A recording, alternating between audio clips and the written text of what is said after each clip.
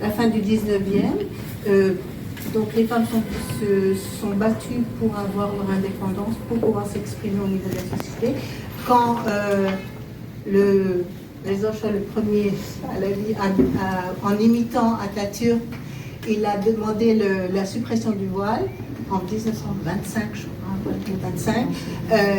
Donc pendant un an, il y a certaines femmes qui ne sont pas sorties parce qu'elles ne voulaient pas partir. Et après, ça a été le libre choix, donc elles pouvaient se porter sans voile et tout. Puis après, ça a été en 62, les femmes iraniennes ont eu le droit de vote.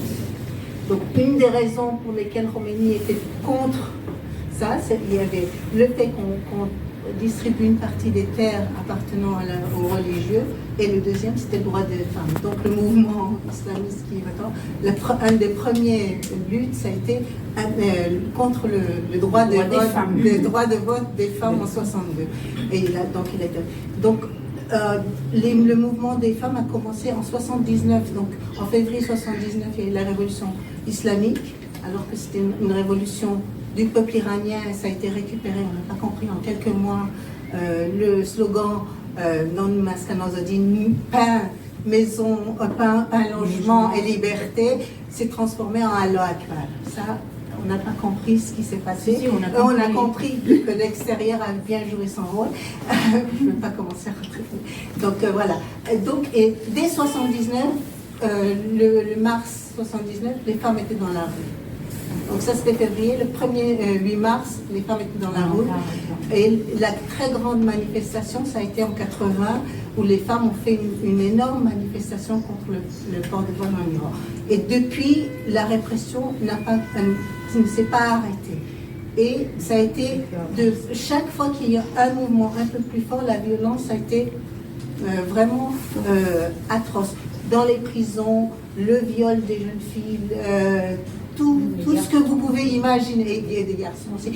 Et il y a eu des mouvements tout le long, il y a eu les ouvriers qui se sont mis en grève, la moitié des syndicalistes sont en prison, les enseignants sont mis en grève, et ainsi de suite.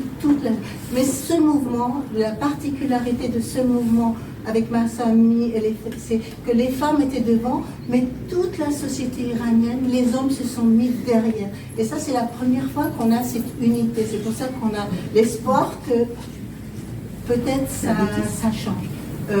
Et donc, voilà, on attend. Mais je veux dire, les femmes sont toujours à l'avant des mouvements, des jeunes filles qui ont étudié, parce que c'est le seul point qui est différent avec l'Afghanistan, c'est que les mollahs n'ont pas interdit aux femmes d'étudier.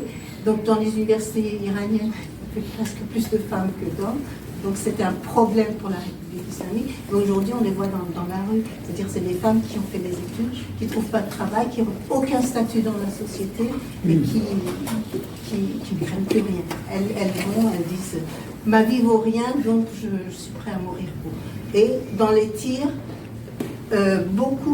pour les hommes, on tire dans le ventre et le thorax.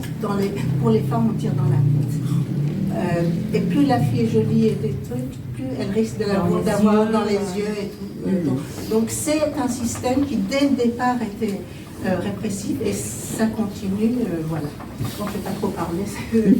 En fait, il faut préciser et rajouter que ce système, de plus en plus, on le qualifie comme un système d'apartheid contre les femmes. C'est-à-dire tout ce qui est instauré par rapport aux femmes, c'est inimaginable. Tous les droits qu'ils ont enlevés à des femmes, il faut vraiment, comme a dit Goli, les femmes iraniennes sont de façon très large, assez instruites. C'est pour ça aussi que le mouvement part avec une force telle. C'est que les femmes iraniennes partent beaucoup à l'école, à l'université, elles sont vraiment très instruites. Et les moullas, ils le sentent et justement, ça les embête beaucoup parce que pour leur système de pensée, c'est quelque chose d'impensable. Et par tous les moyens, ils veulent réprimer les femmes en premier lieu.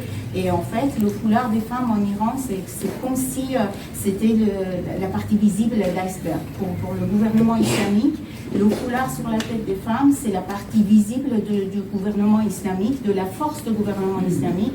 Si ce voile disparaît, c'est comme si la force du gouvernement disparaissait. La force et la répression qu'il est capable d'appliquer à la société.